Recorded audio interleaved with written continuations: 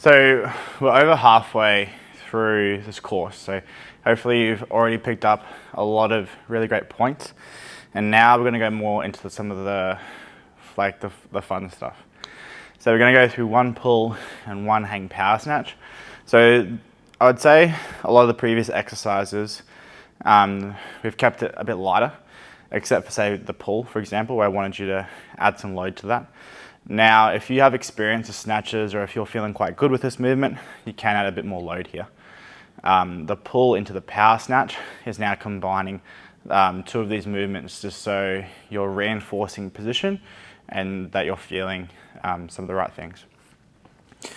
Going to our position, I would really encourage you to go into hook grip now. So remember, thumb, fingers over the top. You can also watch a thumb tape video that I've done, so you can go find that. But you just put tape around your thumb just to protect your thumb and make that a little bit nicer. You can also wear some wrist straps as well if that's better.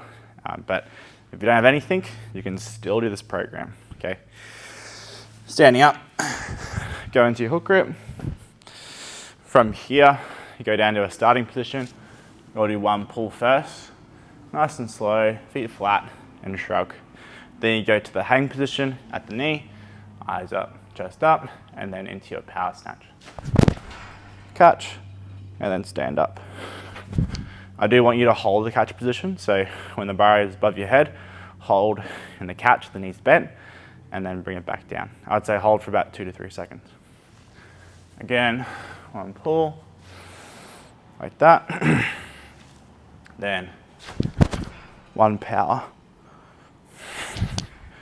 Big reason why I like the pull first into the power is it reinforces the contact through the thigh and through the hips, and just make sure that you're reaching extension, and then you add that into your power snatch. From the side, what it looks like. One pull, nice and smooth, to the hang, into your power. Hold, and then standing up. One pull, and then one power snatch.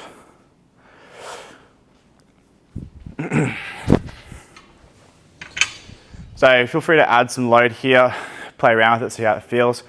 Obviously, if you have no experience, still keep it light. If you snatch already, say 60, 70 kilos, maybe you might try 40 to 50 kilos here. So it's really a position now where you can start adding load, but it reinforces good position, good technique anyway. Same things, eyes up, chest forward, really keeping the same principles throughout. Make sure the feet stay flat and the pull, go to the knee, and then into your power snatch. Just to quickly touch on, some of you might not know the difference between a power and a full snatch. A power snatch would be when you catch the bar above parallel. By parallel, what I mean, when I squat down, this would be about parallel, where this thigh, or the femur, is about parallel to the floor. If I were to get any lower, that would be then like my deep squat position. A power snatch or a power clean just refers to catching the bar above that parallel position. A full snatch or a full clean refers to catching the bar in that deep squat. So whenever you hear someone say power, it means they caught the bar above parallel. If someone did a full snatch or say a squat snatch, it means they squat all the way down for that movement. Just to reinforce some of the language around it. So give that a go. Follow the programs and the templates that have been provided. If you have questions, please let me know through any means that you can. And now we'll move on to the common mistakes part. The good thing about the videos further along in the course is the common mistakes are less, because if you mess up the starting things that I've already spoken about, a lot of the common mistakes bleed down towards these more complex things. So I think the way I try to go about the clean and jerk and the snatch is I like to break it down. What are the simple things you can do at the start that are really good at trying to add load and working your technique? That's where a lot of the mistakes I see happen, is in the initiation of the lift. But then we do go into the finer details about maybe some things that are kind of wrong throughout the lift, but these videos tend to be a bit shorter because a lot of the themes are the same. Now with our pull into our power snatch, I guess another thing to say on the common mistakes is just remember the same things. Are you getting set up the same? Are you looking in the same spot? You know, Olympic lifting, you know, looks very complicated, but at the end of the day, it is just 2 lifts. So it does kind of boil down to a lot of the same principles. Grab into the bar, make sure you're in the same setup.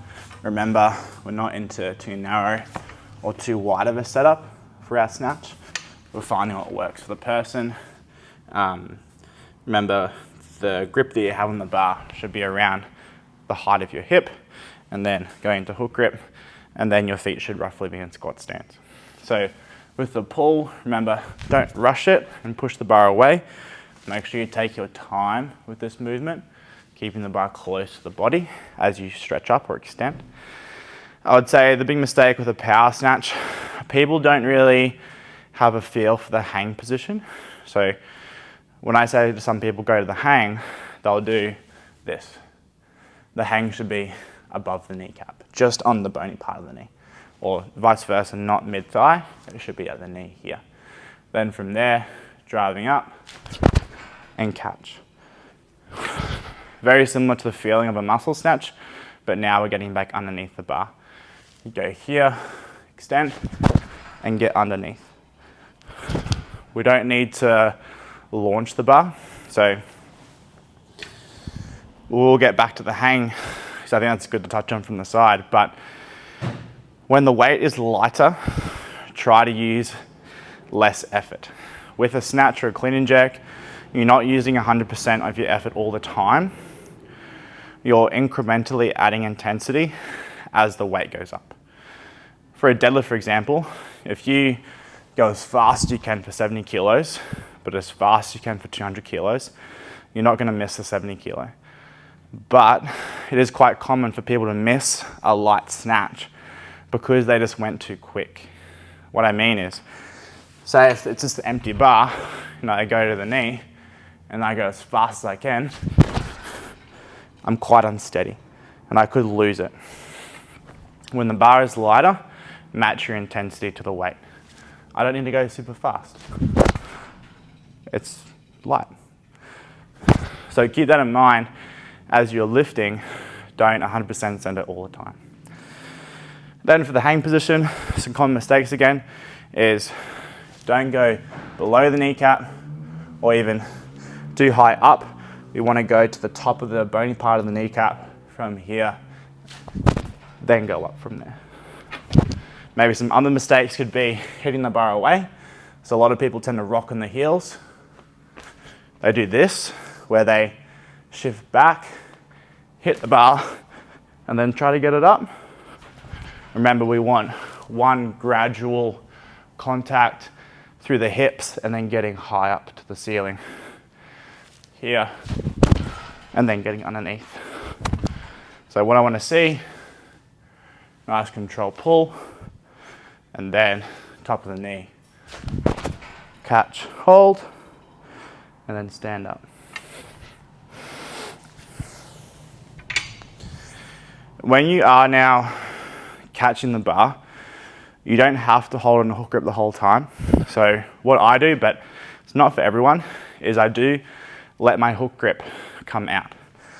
What I mean by this, if you watch my hands, if I go here, I'm just holding the bar without hook grip. Some people can maintain it the whole time. I feel more comfortable, more stable like this. So you can let the hook grip come out when you catch the bar, but it's dependent on the person. So it's probably the main things I see in the more complex movements now.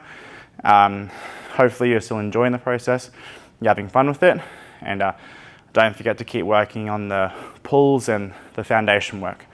Spend time there, don't rush through it. You know, you'll have the 3 stalls forever, so to spend time at each place.